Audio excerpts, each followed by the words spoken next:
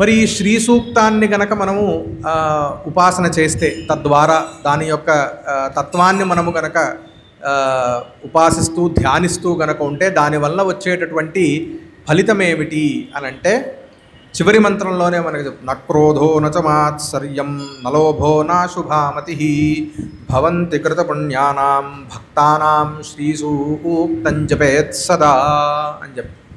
చాలా వింతగా అనిపిస్తుంది మనకేమో. శ్రీ సూక్తం అనగానే అమ్మవారు, అమ్మవారు అనగానే సంపద, డబ్బు, ఈ విషయాలు మనకి గుర్తుకు వస్తాయి. కానీ ఇక్కడ శ్రీ సూక్తం యొక్క ఉపాసన చేస్తే, శ్రీ సూక్తం ద్వారా ఆ తత్వం యొక్క ఉపాసన చేస్తే ఏమొస్తుంది అంటే, నక్రోధో నచమాత్సర్యం నలోభో నాశుభామతి. క్రోధం అనేది తొలగిపోతుందిట. క్రోధం అంటే ఏమిటి అనేవి మనం తర్వాత కూడా చెప్పుకున్న క్రమంలో ఉంది.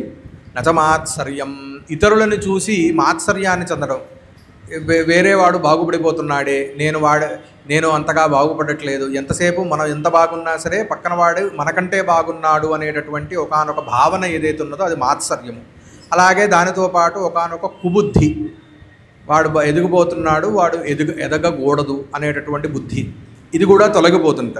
నలోభో నా శుభామతి, లోభము ఎంత ఉన్నా సరే అది ఖర్చు పెట్టాలనేటటువంటి తత్వము, అంటే ఇతరులతో పంచుకోవాలి, అంటే కేవలం డబ్బు యొక్క విషయమే కాదు, ఏది ఉన్నా సరే సంపద అనేది కేవలము ధన రూపంలోనే ఉండదు, వస్తు రూపంలో ఉండొచ్చు, మనకి మనుష్యుల రూపంలో ఉండొచ్చు. వీటి యొక్క మనకున్నటువంటి రకరకాల సంపదలని ఇతరులతో కూడా మనం పంచుకోవాలి అనేటటువంటి భావన లేకపోవటము, నాకు మాత్రమే ఇవన్నీ పనికి రావాలి అనేటటువంటి భావన, దానిలో కూడా ఒకానొక లోభిత్వం ఉంటుంది. ఏమిటి అని అంటే కనుక, నేను కూడా ఎక్కువ దానివల్ల అంటే నా కోసం కూడా దాన్ని నేను ఖర్చు పెట్టను, ఇతరుల కోసం కూడా దాన్ని ఖర్చు పెట్టను అనేటటువంటి ఒకానొక సంకుచితమైనటువంటి భావన, ఇది కూడా తొలగిపోతుందిట.